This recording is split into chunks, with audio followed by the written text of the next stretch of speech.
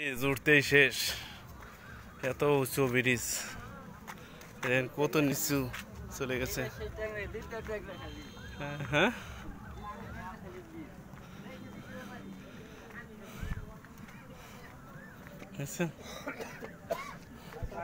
কত সুন্দর একটা ব্রিজ দিয়ে আসলাম এইমাত্র। এই যে ব্রিজ, ছোট নদীর উপর একটা ব্রিজ তৈরি হয়েছে, পাশেই ওয়ালটন কোম্পানি দেখা যায়।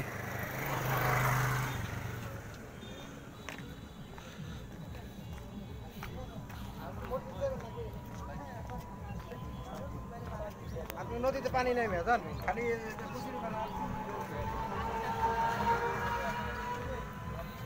ছোট নদী।